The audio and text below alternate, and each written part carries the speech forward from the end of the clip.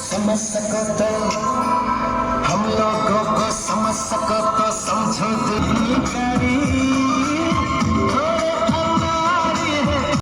জয়দীপ পালের এই দোকান, উনি হচ্ছেন স্বত্বাধিকারী।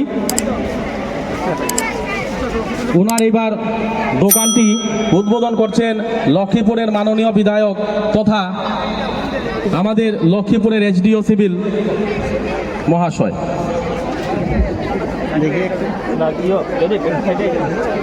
এরপরে হইল তোমার তন্ময় ভট্টাচার্য।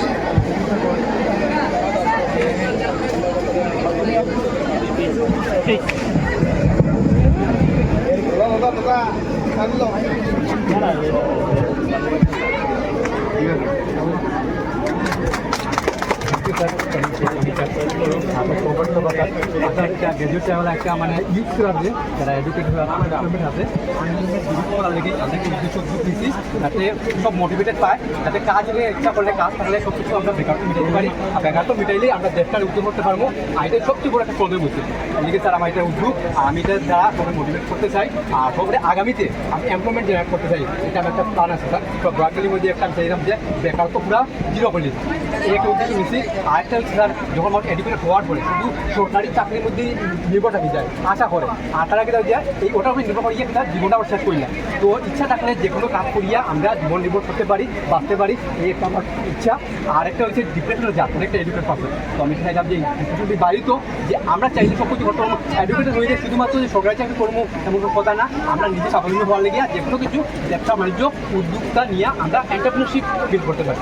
এর মাধ্যমে কি দেখবো কাজের একটা মাধ্যম পাইবো।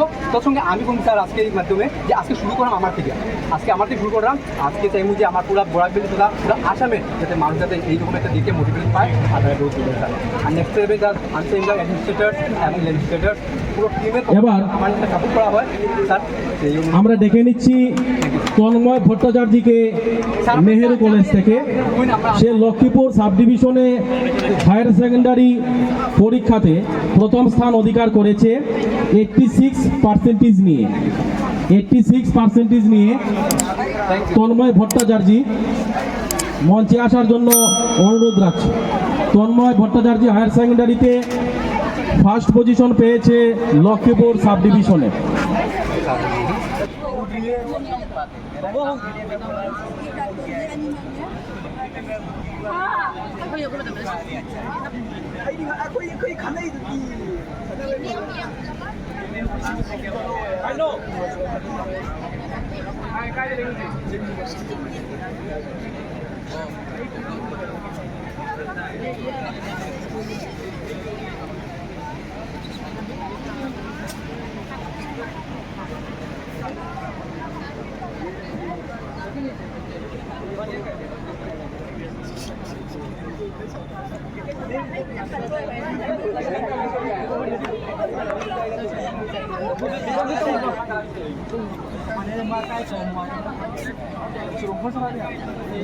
तो लेंगे जो अभी कभी नहीं पेट्रोल भी नहीं था एकदम पूरा जीरो